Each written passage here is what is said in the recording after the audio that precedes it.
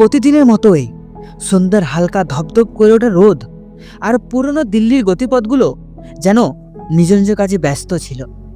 খাবার বিক্রেতা, রিক্সা চালক, পর্যটক বা বহু মানুষের সমাগম সব মিলিয়ে দিল্লির গতিপথ যেন নরমাল।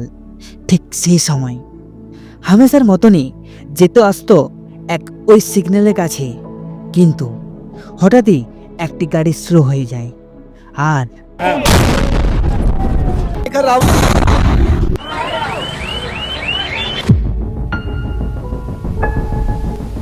দিল্লির সন্ধ্যা মানুষের রক্তে পরিণত হয়ে যায়। মানুষের দেহাংশ চারিদিকে ছিন্ন ভিন্ন হয়ে পড়ে। দাঁড়িয়ে থাকা জনতা, রিক্সা চালক, খাবারের স্টলগুলিতে মানুষের রক্তের ছোঁয়া, চারিদিকে মানুষের হাহাকার।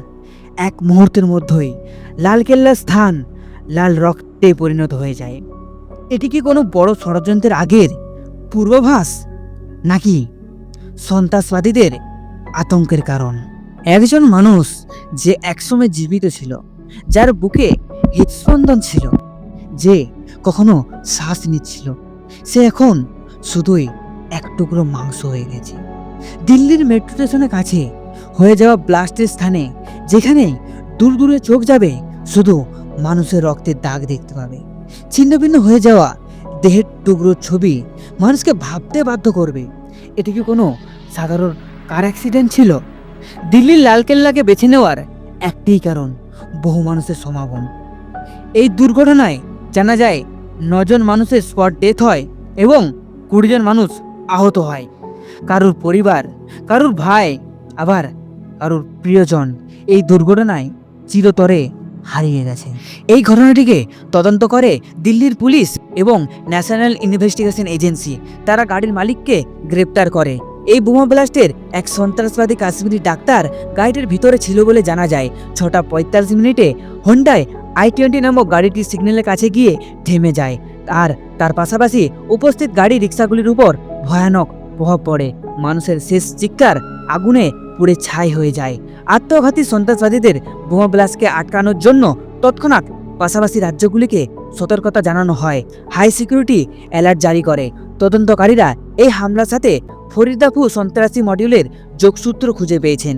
এই ঘটনার ঠিক 24 ঘন্টা আগে গুজরাট এডিয়েন্সরা এমন 3 জন সন্ত্রাসবাদীদের গ্রেপ্তার করে, যাদের কাছ থেকে কেমিক্যাল ওয়েপেন্স এবং AK-47 মতো বহু কার্তুজ খুঁজে পেয়েছেন। এই 3 জন সন্ত্রাসবাদীদের উদ্দেশ্য ছিল দেশের বিভিন্ন জনবহুল এলাকায় বোমা ব্লাস্ট করা, দিল্লি, মুম্বাই, গুজরাটের মতো স্থানে। এই 3 জনের নাম ডক্টর আহমদ মঈনুদ্দিন সৈয়দ, আজাদ সুলেমান শেখ এবং মোহাম্মদ সুহেল সালিম খান যুক্ত ছিল।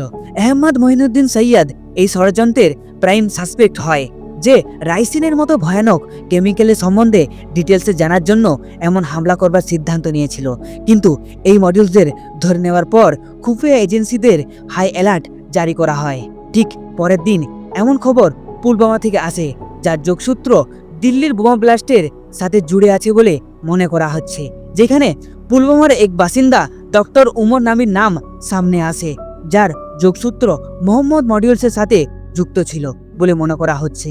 তাদের ষড়যন্ত্রকে ধরে নেওয়ার কারণে তাড়াহুড়োতে এসে দিল্লিতে এমন বিস্ফোরণ ঘটায়, মানে লিটালি যে সন্ত্রাসবাদীদের ধরা হয়েছে তারা প্রত্যেকে ডক্টর, যারা দিনের বেলা রুগী দেখে আর রাতে বোমা ব্লাস্টের মতো চিন্তা ভাবনা রাখে।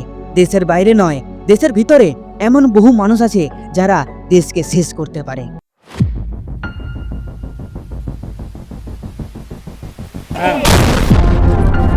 दोस्त